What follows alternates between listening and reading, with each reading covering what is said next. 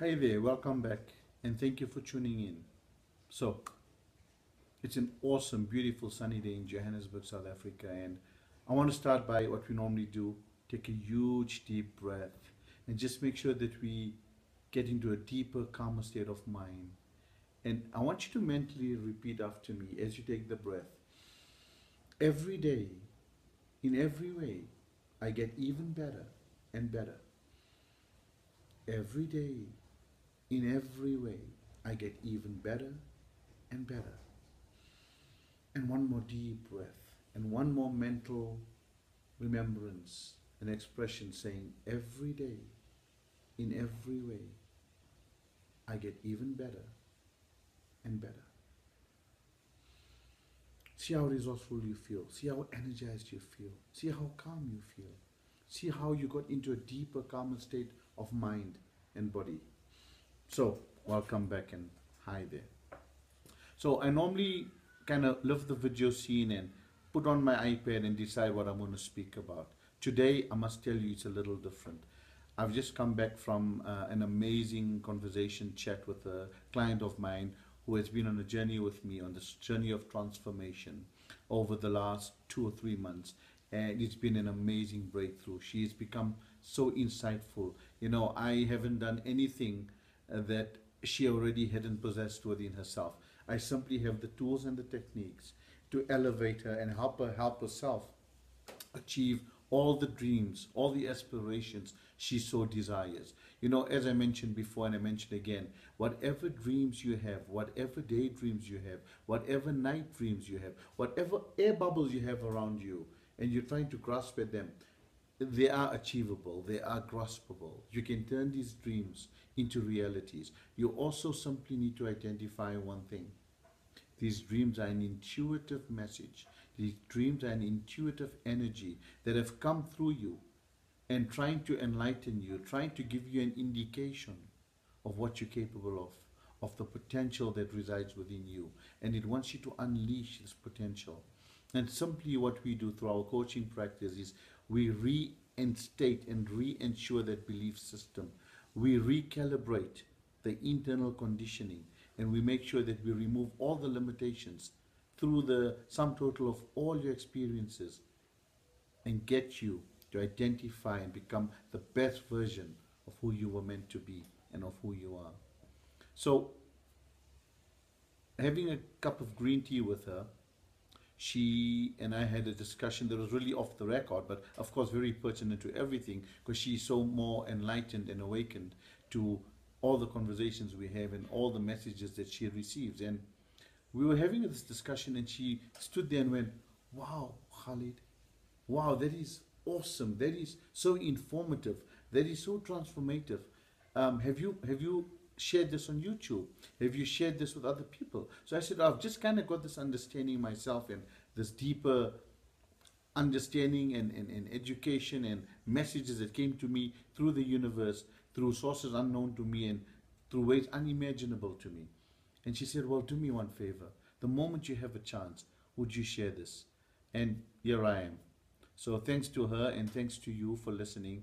And of course, grace to my creator for giving me the ability, opportunity and podium, for making me a vessel to be able to share and become what I would love to call myself, which is a positive world-changing agent, to become an inspiration to a few and be inspired by many. So to all of you, I say again, a heartfelt thank you, and with absolute humility, gratitude, I engaged this little conversation in chat, hoping that it might inspire you. So, what is the most pertinent decision we have to make in our lives? And I've come down to one thing. It is called acceptance. You see, we have emotional intelligence and we have emotional delinquents. And essentially these two differ. The difference that makes the difference between being emotionally intelligent or emotionally delinquent is simply one word: the idea and understanding of accepting.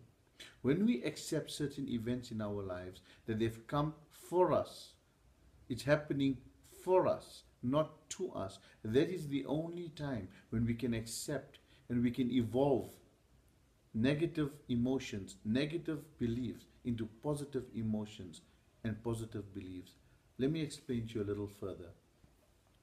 I want you to imagine that you're trying out something new for the first time, which is high octane, like bungee jumping or white water rafting or jumping off a mountain into a lake at the bottom of the mountain. Of course, when you get to the edge of the mountain, to the edge of the cliff, or when you're being harnessed in the bungee jump, or you're jumping into that rafter, there's fear. There's a lot of fear. But only when you accept this challenge and you identify how this challenge will grow you, do you then turn that fear into adventure.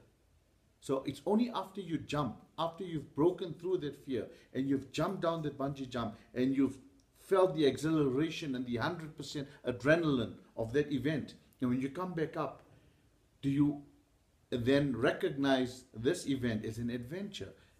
Now, on the other end of this adventure was fear, until you accepted. Until you accepted the challenge, until you accepted your greatness, until you accepted your potential. And once you jumped and you went through the motion and broke through your fear, and your fear ran as far away from you as quick as you ran to it, only then did you identify it and recalibrate it and reframe it as a challenge. When we don't accept these challenges and we have non-acceptance, they remain as fears, and they will keep on coming to us all the time until we identify what we're capable of doing. And once we identify that and we break through this fear, well, we identify that once that acceptance is there, we have now created fear into adventure. Let's say someone has done something to you which you don't really like, or someone has done something which doesn't resonate with you. You look at that as envy. You look at that as disappointment. But the moment you identify that whatever they've done has come to teach you something, however they've done it has come to evolve you and enlighten you, and then you go into an emotional intelligence and you change that anger, or you change that disappointment, or you change that envy into inspiration. So you see someone on the stage, and until you look at them and you can't feel like you could ever get there, you look at someone on the podium and you admire how well they're doing, but you believe that you're not capable, it becomes envy. But the moment you go up to them, the moment you embrace them, the moment you embrace going onto the stage yourself or question them, what you're doing is you're creating emotional intelligence. You're accepting the challenge that has come in front of you and to identify your greatness. And once you accept that challenge and break through that fear, you change envy into inspiration. Someone does or says something you don't like to you. You're upset. You're angry at them. You want to rebel. You want to retaliate because they said something to you that you don't like. Now, who doesn't like it? Is it them that doesn't like it, or is it you that doesn't like what they've done? Until you don't accept that whatever they've done, whatever they've said, has been said for you to grow, to identify, to evolve, it will be anger. But once you accept the challenge, once you accept the understanding, you turn it into toleration. You turn it into gratitude. You turn it into education. So I don't know if you've identified that I've noticed and I've said that everything we do in our life, the moment we accept it, we change this emotional delinquency into an emotional intelligence. We change the negative into a positive. When we don't accept, we are perpetually rebutting, retaliating, refusing and refuting to accept what it's going to grow, how it's going to grow us, how it's going to elevate us to get to the next level, how it's going to elevate our emotional intelligence to be able to become better people and evolve and empower and enlighten. So quite simply put, one moment we have acceptance as to everything that happens for me, not to me. Everything that I've attracted is coming to elevate me, to evolve me, to empower me, to teach me. It is at that point in time when we create emotional intelligence. It is that point in time when we change envy into inspiration. It is at that point in time of acceptance do we change anger into tolerance, into education, and do we change fear into adventure. So simply look around your life today. Observe everything that's going on in and around you. Observe everything and everyone that's happening to you and identify it's happening for you. Elevate yourself. Learn to accept things the way they are. Learn to accept it subjectively and know that nothing is meant the way they mean it. I've often said in my poetry and in my inspirational talks that you are a projection of me and I am an image of you. The moment I accept that, I accept myself.